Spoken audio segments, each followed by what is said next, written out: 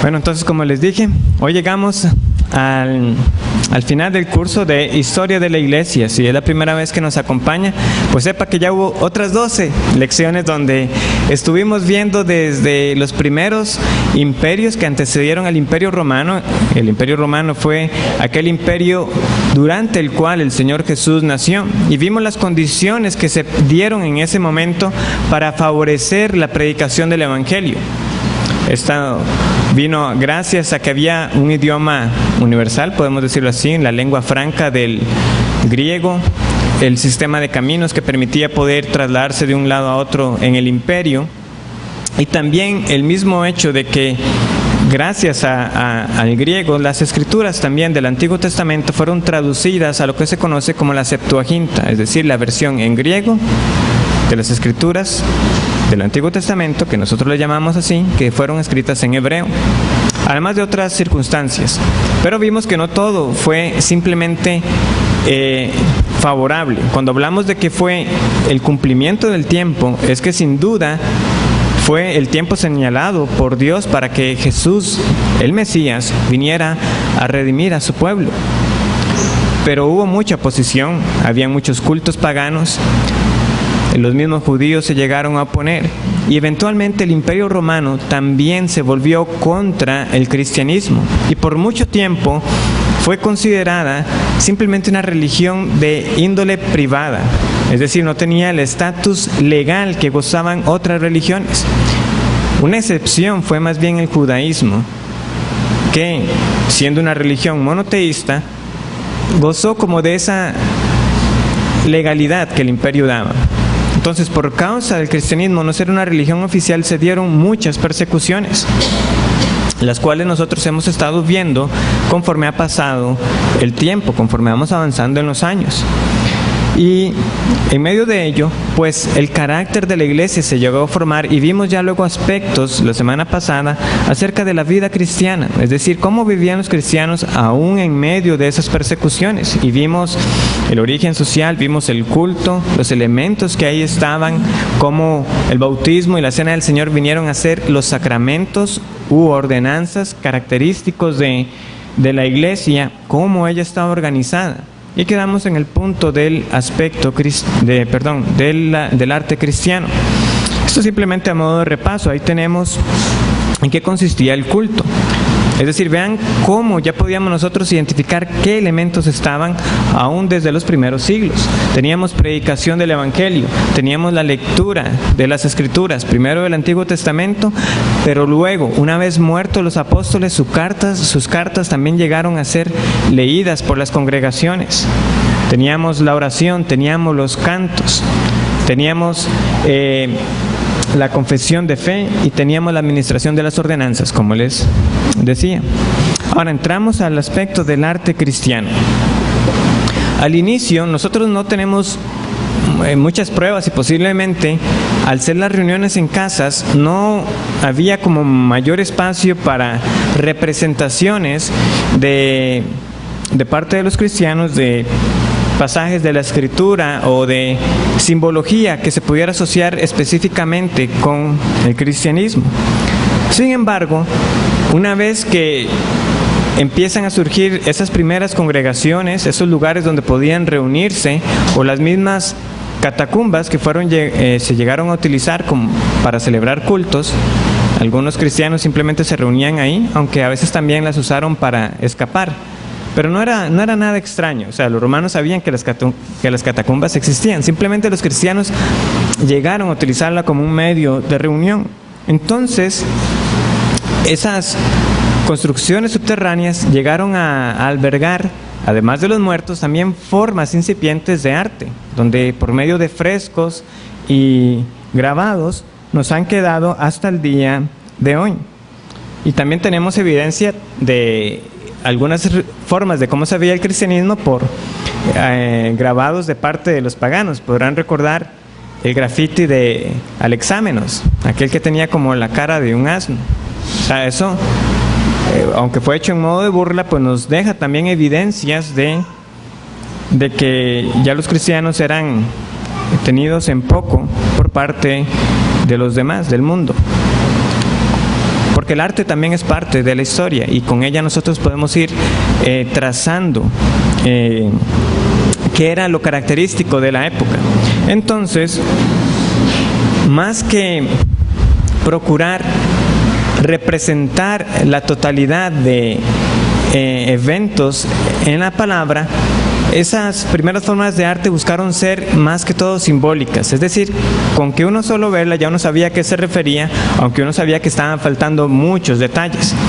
Y también aparecieron los primeros símbolos. Esos dos que ustedes tienen ahí los he traído porque más adelante vamos a referirnos a ellos. El primero se llama el Labarum y está asociado con Constantino. Ya luego vamos a ver un poco más de eso.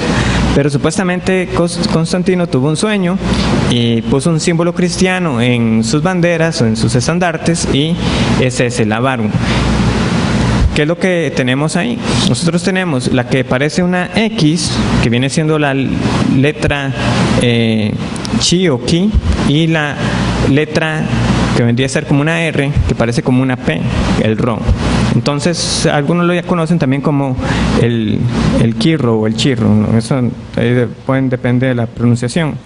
Entonces, es el Labarum, es un símbolo asociado con el cristianismo. ¿Por qué esas dos letras? Es porque el nombre en griego de Jesús inicia precisamente con esas dos. Entonces se ponía una encima de la otra y ya con eso se tenía una referencia. La otra, conocida como el estaurograma, es una forma abreviada de representar la cruz. Entonces, de hecho, en algunos manuscritos, para no escribir toda la palabra, ponían ese símbolo, para referirse a la cruz de Cristo. Entonces, ahí también tenemos la que parece como una P, que sigue siendo como una R, y esa como forma de T para la palabra cruz en griego, que empieza con estauro. Entonces, una S y luego viene una T. Entonces, ahí es como nosotros la tenemos. Muy bien. Además, tenemos otras formas. Por ejemplo, tenemos este fresco en una catacumba de Calisto, que se llama el Buen Pastor.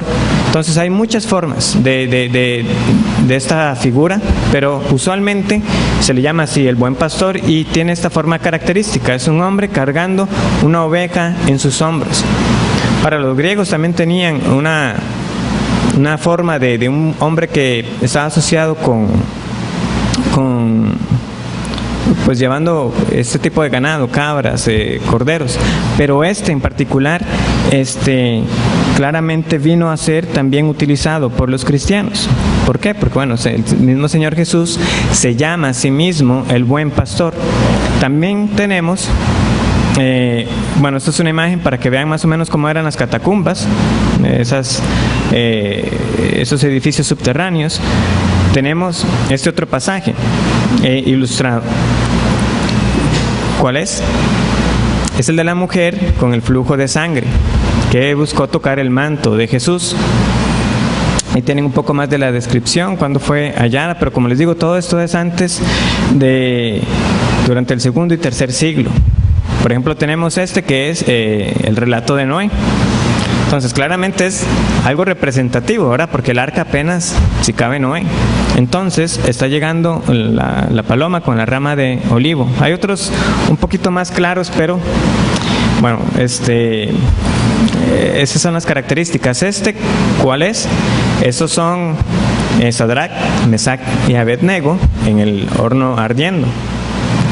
Entonces vemos que eso era lo que buscaban, ilustrar ciertos pasajes de la Escritura con lo que tenían a disposición. Ahora, esta imagen de acá corresponde a una congregación que se reunió en este lugar, y la iglesia se le conoce como Dura Europos, por el lugar donde estaba ubicada. Y aquí en el fondo, eso es un bautisterio. Entonces ahí era donde lo realizaban. Y además tenían algunos otros elementos. Aunque no se pueden quizás apreciar bien en la imagen, hay de aquí, más hacia la derecha, parece ser la representación ¿verdad?, de las tres Marías que se conocen, que llegan al sepulcro de Jesús. Y así hay otros pasajes también ahí ilustrados, como cuando Jesús sana al paralítico y demás. Entonces esos son como algunas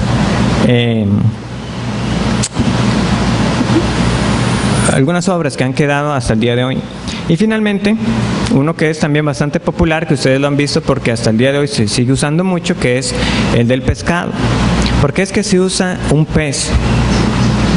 Porque la palabra pez en griego, esas letras que lo conformaban, se llegaron a utilizar como un símbolo también, como donde cada letra significaba algo más. Entonces, ¿qué es lo que significa el ictus o el ictis? Bueno, cada letra, como les dije, tiene una palabra asociada. Y básicamente lo que significa es Jesús, Cristo, Hijo de Dios, Salvador. La S de Soter, de salvación. Entonces, fue por eso. Ya luego algunos, ¿verdad?, le han añadido más de que sí, que Jesús vino para ser los pescadores de hombres y demás, pero no, básicamente es que cada letra de la palabra pez, o sea, le llegaron a utilizar para resumir esa declaración de fe. Jesús, Cristo, Hijo de Dios, Salvador. Y como vemos, ahí hay una esquela y ahí estaba el pez. Era una forma de saber y de identificar quién era un cristiano, porque lo utilizaban. Muy bien. Ok, ya con eso, bueno, podemos darnos una idea de esa forma de arte cristiano inicial. Ahora bien,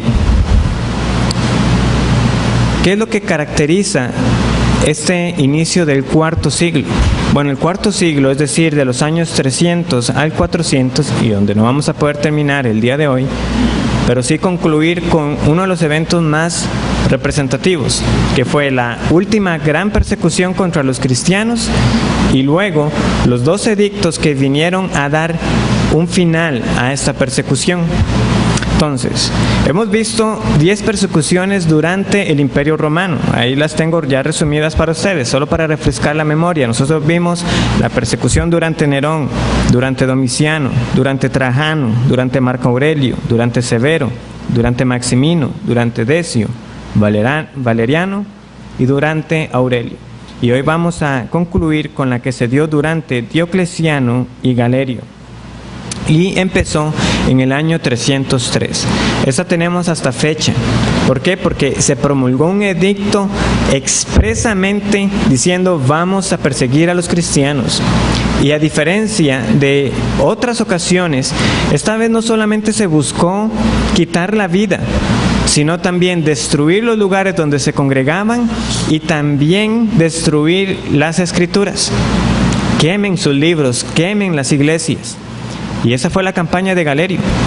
Él tenía sin duda un odio contra los cristianos. Diocleciano al inicio no era partícipe de la persecución contra los cristianos, pero ¿qué hizo Galerio? Galerio mandó a quemar ciertas partes del del palacio del imperio. ¿Y qué iba a hacer? Al mejor estilo de Nerón, acusar a los cristianos que ellos lo habían hecho.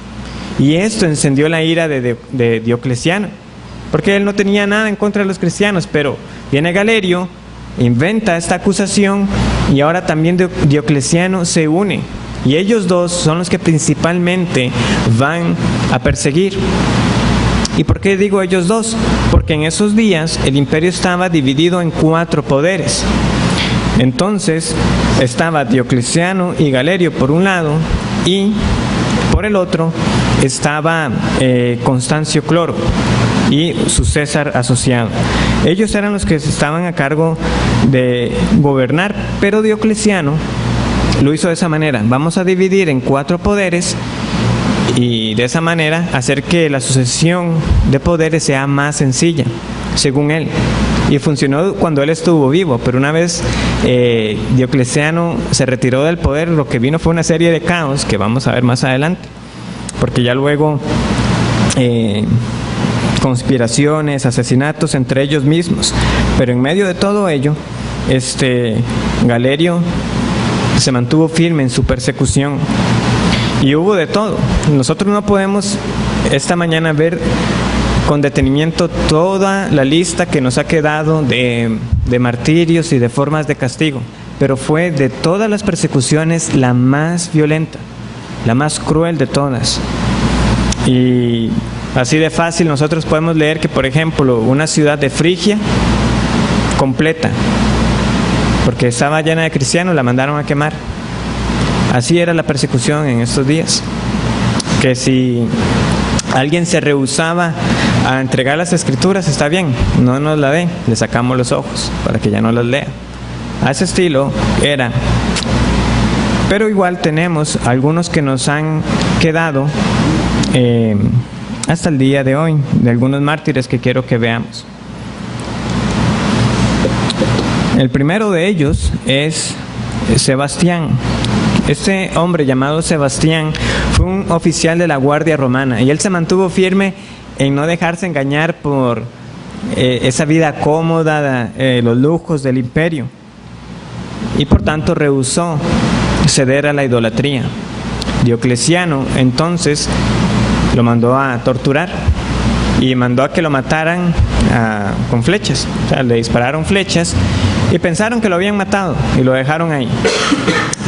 Cuando los cristianos llegaron por el cuerpo de Sebastián para darle sepultura, vieron que todavía estaba con vida y él se recuperó. Y una vez recuperado, ¿qué hizo él? Volvió a donde Diocleciano para enfrentarlo y decirle: ¿qué es todo esto que usted tiene contra los cristianos? Diocleciano, después de que salió del susto de ver de que él pensaba que Sebastián ya estaba muerto, lo volvió a torturar. Y esta vez él quería asegurarse de que no llegaran por Sebastián y lo mandaron por una cloaca, una alcantarilla. Al final, esta vez Sebastián sí murió. Con toda una mujer encontró el cuerpo de él y le dio sepultura. Pero ese fue el testimonio que nos quedó de Sebastián. Una vez recuperado, él no huyó, él no se retiró, sino que buscó una vez más al propio emperador para enfrentarlo contra su maldad. También tenemos el ejemplo de un hombre llamado Víctor. Él, después de sufrir varias torturas también, los verdugos se cansaron de torturarle. Entonces, como se cansaron y vieron que él no cedía, lo que hicieron fue tirarlo en la cárcel. Y ahí, estando en la cárcel, Víctor empezó a predicar el evangelio y 3 carceleros se arrepintieron y se convirtieron. Tenemos los nombres de ellos: Alejandro, Feliciano y Longino. Ellos 3 se convirtieron por la predicación de Víctor.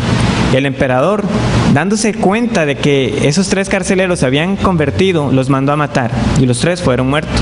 Y a Víctor lo mandó a torturar una vez más y Víctor no cedió. Por tercera vez lo mandó a torturar y en esta ocasión le llevó un altar y un ídolo y le dio incienso para que lo diera al ídolo. Víctor, indignado, lo que hizo fue darle una patada al altar, y esto lo que provocó fue la ira de Maximiano, que fue el que estaba a cargo de esta ejecución.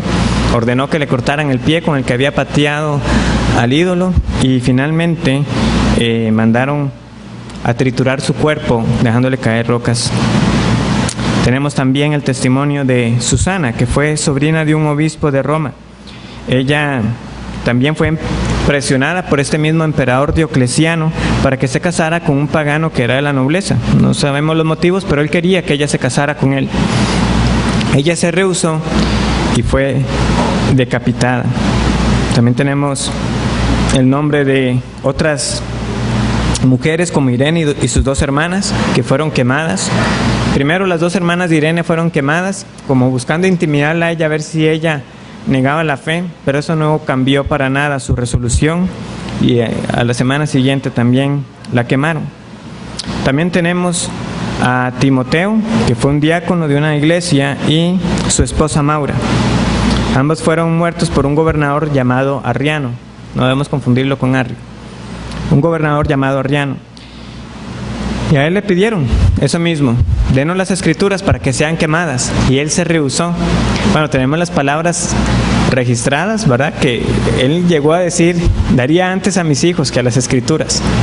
Y viendo el que lo estaba enjuiciando que él no iba a cambiar su parecer, hizo colgarlo de cabeza, le pusieron un peso en el cuello y así estaba, sufriendo ese martirio. Y Maura en un punto le quiso hacer desistir, a él le tenían tapada la boca. Cuando le quitan lo que le pusieron en la boca para que él no hablara, él le dijo: ¿qué estás diciendo? Y la invitó a ella a perseverar. Y Maura, animada por el testimonio de su esposo, también se mantuvo firme y al final ambos murieron crucificados, uno al lado del otro. Eso, como les digo, es una pequeña lista nada más de algunos que quise traer, pero es muy grande de los que han quedado, pero nosotros realmente no podemos tener con certeza un número de cuántos cristianos murieron en esta época, porque así había una gran cantidad también que fueron encarcelados, ya fuera mutilados o con un ojo sacado, sus orejas cortadas, con el cartílago de la nariz removido. Y así estaba el imperio en esos días. Fue terrible. ¿Qué pasó entonces? ¿Cómo fue que una persecución tan severa llegó a finalizar? Bueno, este hombre Galerio que he mencionado, aparte de ese odio contra los cristianos, él también tenía una sed de poder. Él quería ser el único emperador romano. Y en ese afán, y luego de muchos caos y conspiraciones, no le alcanzó el tiempo. Y finalmente él enfermó y llegó a morir de una enfermedad muy terrible, posiblemente una especie de cáncer de colon, pero la descripción de la enfermedad es bastante desagradable, de cómo él llegó a morir. Pero el punto fue que, estando ya en su lecho de muerte, él pronunció un edicto que conocemos como el Edicto de la Tolerancia, donde viene ya a anular su anterior edicto contra los cristianos, y 10 años después viene ahora a pronunciar este Edicto de la Tolerancia. Vean lo que dice el Edicto de Galerio. Dice: entre todas las leyes que hemos promulgado por el bien del Estado, hemos intentado restaurar las antiguas leyes y disciplina tradicional de los romanos. En particular, hemos procurado que los cristianos, que habían abandonado la religión de sus antepasados, volviesen a la verdad, porque tal terquedad y locura se había posesionado de ellos que ni siquiera seguían sus primitivas costumbres, sino que se han hecho sus propias leyes y se han reunido en grupos distintos. Después de la publicación de nuestro edicto, ordenando que todos volviesen a las costumbres antiguas, muchos obedecieron por temor al peligro y tuvimos que castigar a otros. Pero hay muchos que todavía persisten en sus opiniones y nos hemos percatado de que no adoran ni sirven a los dioses, ni tampoco a su propio Dios.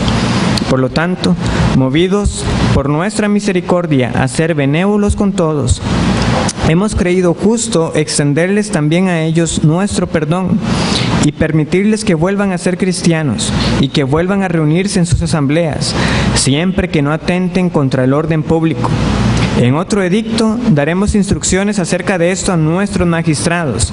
A cambio de esta tolerancia nuestra, los cristianos tendrán la obligación de rogarle a su Dios por nuestro bienestar, por el bien público y por ellos mismos, a fin de que la República goce de prosperidad y ellos puedan vivir tranquilos. El final es sumamente interesante. A cambio de la tolerancia, que oren por nosotros. Galerio murió 5 días después de esta enfermedad que les dije. Hay un escritor llamado Lactancio que, redactando lo que le aconteció a él, dijo: el arrepentimiento le llegó muy tarde a Galerio. Pero el impacto de este edicto es de suma importancia, porque por primera vez se está diciendo de forma expresa: no vamos a perseguir a los cristianos, y se les va a permitir esta libertad de culto.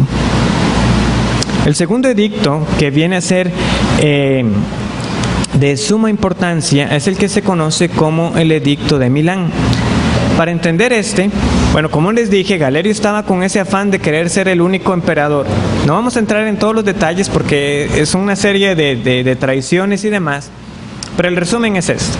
Galerio muere Hay un hombre que se llama Licinio, que viene a ser el nuevo Augusto del lado del este, y Constantino viene a ser el Augusto del lado del occidente. Constantino, por una revelación que él dice haber tenido, salió y batalló contra un hombre llamado Magencio, y así Constantino se queda con todo occidente. En esa batalla fue que él usó el símbolo que vimos al inicio, el del Avarum. Luego Constantino, habiendo ya derrotado a Magencio, se reúne con Licinio, y es donde ahí en Milán pronuncian las siguientes palabras. Y eso es lo que tiene el edicto de Milán. Dice: por lo tanto, hemos decretado la siguiente ordenanza como nuestra voluntad, con una intención saludable y más correcta de que ninguna libertad en absoluto se denegará a los cristianos para seguir o para mantener sus observancias o adoración, pero que a cada uno poder concederse a dedicar su mente a la adoración que él ha adaptado a sí mismo, que la deidad puede en todas las cosas exhibir para nosotros su acostumbrado favor y amabilidad. Era justo y coherente que debíamos escribir que este era nuestro placer, que todas las excepciones que conciernen a los cristianos se eliminen por completo, las cuales figuraban en la anterior carta, para que sepáis que hemos concedido derechos y la plena libertad para los cristianos, para observar su propio modo de adoración. Luego viene esa otra parte. También se concede el privilegio a los demás de perseguir la adoración y la religión que quieran, la cual sea evidente y consistente con la paz y la tranquilidad de nuestros tiempos, que cada uno puede tener el privilegio de seleccionar y adorar a alguna divinidad que le plazca. Esto es importante y lo he rescatado, porque algunos quieren ver solamente el edicto de Milán como que fue exclusivamente cristiano, pero no, en el edicto se estaba dando libertad a toda religión. Ya van a ver al final por qué es que yo traigo esto, pero el punto es que estos dos edictos juntos, en ese espacio de 2 años, uno dicho en el 311 y el otro en el 313, son los que vienen a poner fin a la persecución. No fue de un día para otro tampoco, porque todavía había un hombre llamado Maximiniano, que también estaba procurando esta persecución, y algunos cristianos que habían huido a Persia por causa de la persecución de Galerio, también en Persia estaban siendo torturados. Entonces fue paulatino, pero eventualmente cesó, y claramente estos dos edictos llegaron a jugar un papel muy importante. Ahora, es a partir de este momento nosotros entramos a nuestro segundo periodo, después de varias lecciones, y aquí es donde vamos a quedar apenas con la introducción. Pero de todos modos, esta supuesta conversión de Constantino sí es cierto que es importante para la historia del cristianismo. ¿Por qué? Porque la iglesia, que estuvo por tantos años acostumbrada a tener periodos de paz, periodos de persecución, periodos de paz, periodos de persecución, ahora no solamente ya no es perseguida, sino que goza del favor de los altos poderes. Y entonces muchos también de la aristocracia, que recuerdan que siempre menospreciaron el cristianismo como una religión de ignorantes, de pobres, también ahora también llegan a unirse, porque ya ese estigma se ha quitado. Entonces el cristianismo ahora empieza a sufrir nuevos retos. ¿Cuál va a ser la respuesta ahora de los cristianos que no van a conocer lo que es la persecución? ¿Van a ceder ante la invitación del mundo al poder y la vida fácil? ¿O qué harán otros? Otros se van a oponer y se irán a retirar, y así empezarán a nacer los primeros monasterios. Como les digo, trae muchas consecuencias, algunas para bien, otras para el mal, pero dando una oportunidad siempre para que la fe fuera defendida. Y el punto de la historia no es tanto como algunos quieren solo limitarse si Constantino fue realmente cristiano. No, eso a nosotros nos tiene sin cuidado. El asunto fueron las consecuencias que vinieron a causa de. Y con esto aclarar ese malentendido. Constantino no hizo el cristianismo oficial. Ya vimos lo que decía ese edicto, simplemente lo hizo legal, es decir, que fuera como cualquier otra religión que el Imperio Romano ya permitía.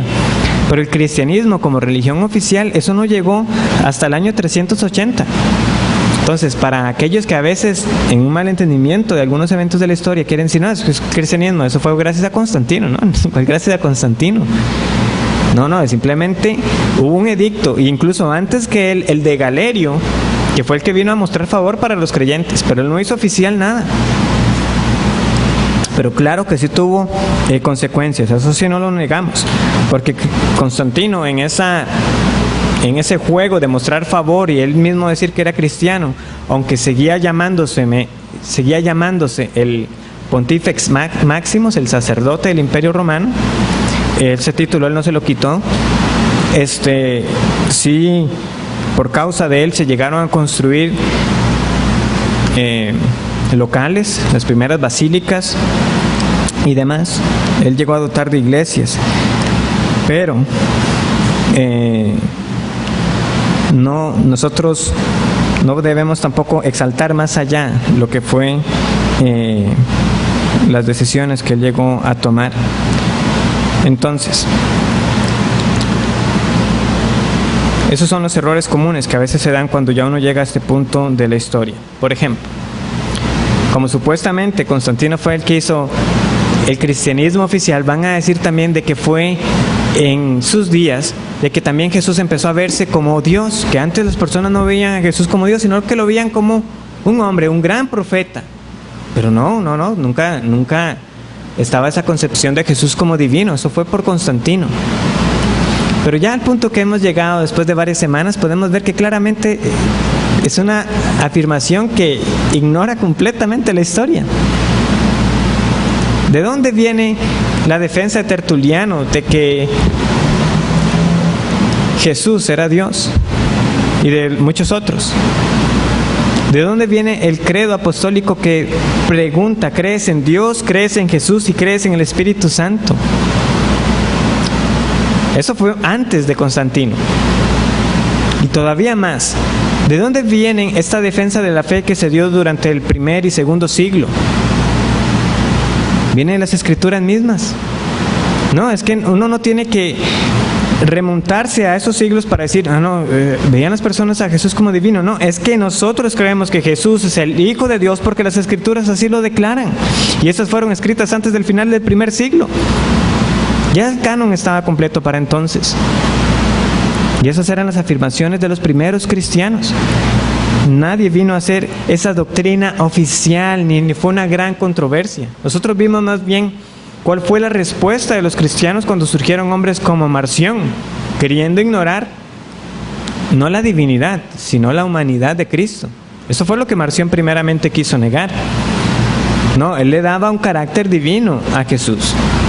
Y más adelante, un par de años después, en este momento de la historia que estamos, es que va a surgir la otra gran controversia, también respecto a la persona de Cristo, con Arrio.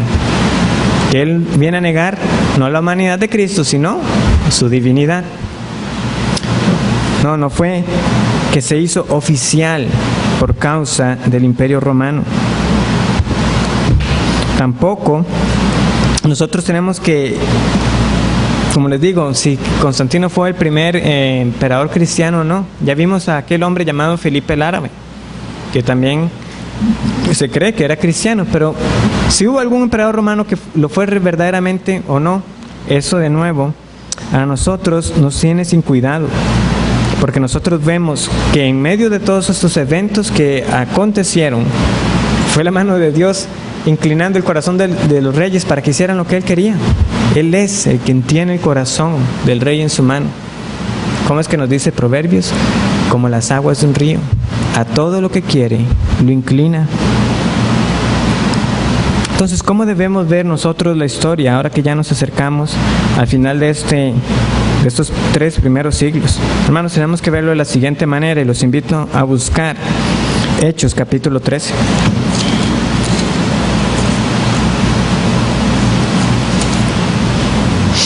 Y solo como anécdota, yo recuerdo hace muchos años cuando estaba estudiando en la universidad, un profesor que quiso hacer una gran pompa de aquel libro que se llegó a publicar, el del Código Da Vinci, diciendo: muchachos, esto puede venir a sacudir los cimientos de su fe y no sé qué, ¿verdad?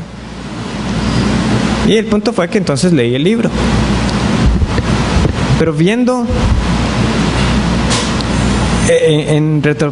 en perspectiva en lo que era mi conocimiento de la historia en ese entonces, con el que el Señor ahora ha ido trayendo, de verdad es que uno dice, ese libro fácilmente no tuvo que haber provocado lo que provocó si cada uno tuviera esas nociones básicas de los eventos de la historia, y ver cómo ese hombre estaba fundamentando un montón de ideas falsas en premisas que eran falsas, y que él mismo desconocía aspectos básicos de la historia.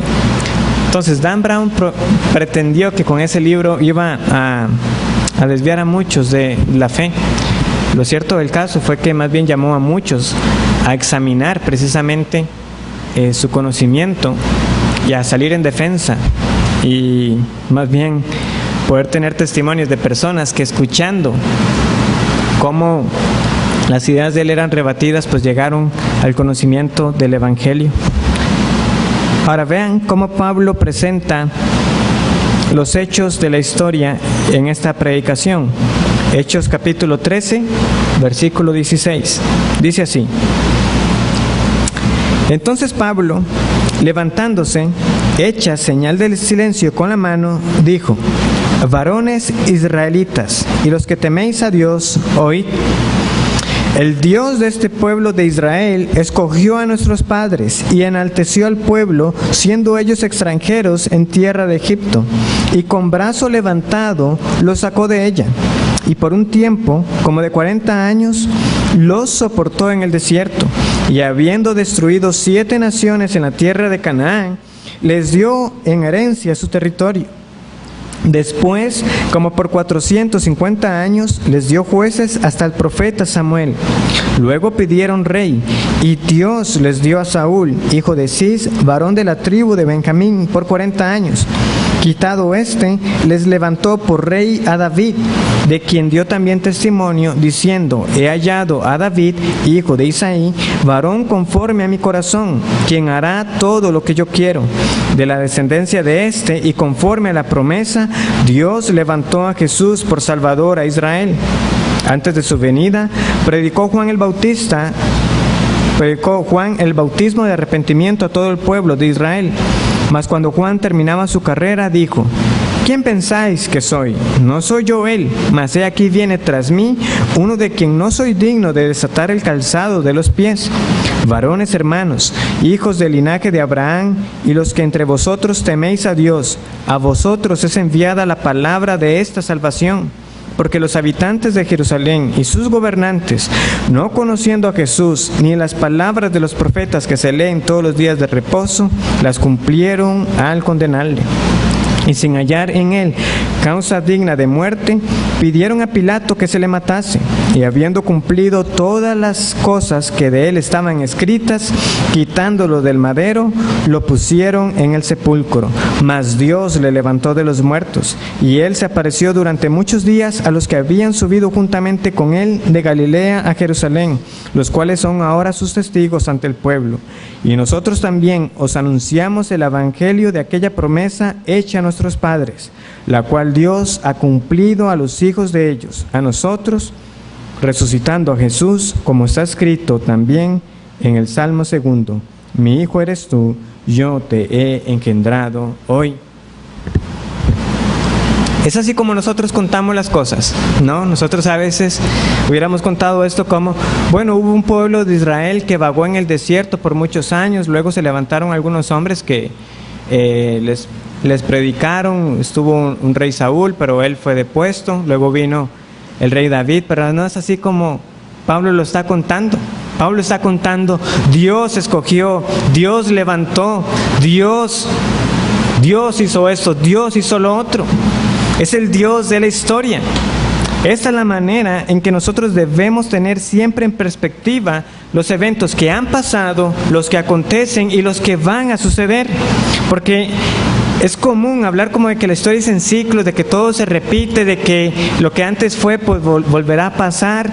No, cuando uno va a la palabra de Dios, esta claramente tiene un inicio y va progresando. Es una historia que progresa, es la historia de la redención. Todo tiene una meta y tiene un propósito en este plan redentor de Dios. La historia que hemos estado viendo es la continuación de ese plan redentor, de una multitud incontable que está siendo reunida. Muchos nos han precedido, muchos siguen siendo salvos hoy, y así será hasta el día que Jesús vuelva. El Rey ya viene y sin importar lo que pase en nuestras vidas, debemos recordar la firme esperanza, no un mero deseo, no un anhelo, no, una esperanza firme, una realidad cierta de que las promesas que tenemos aquí escritas se han cumplido y las que faltan por cumplir se cumplirán para los que están en Cristo. Es fácil volvernos tan preocupados con el futuro que se nos olvida el pasado y casi ignoramos la maravillosa realidad de lo que Dios ya ha hecho por su pueblo en la historia. La historia es el dominio de la encarnación, la expiación, la resurrección y ascensión de Cristo. Y no podemos entender nuestra esperanza para el futuro sin entender estas cosas que Dios ya ha hecho suceder en su plan de redención. Al mismo tiempo, no debemos estar tan ocupados con el pasado y con el presente que nos olvidamos o que olvidemos la esperanza que Dios ha puesto delante de nosotros en el futuro. Así, la forma en que vivimos hoy es en gran medida determinada por la forma en que entendemos el pasado, lo que Dios hizo, y así también es determinado por la forma en que vemos el futuro, lo que Dios hará.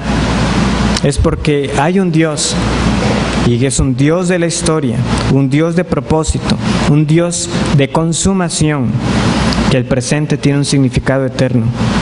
Es porque Dios es el Señor de la historia, que el ahora cuenta para siempre.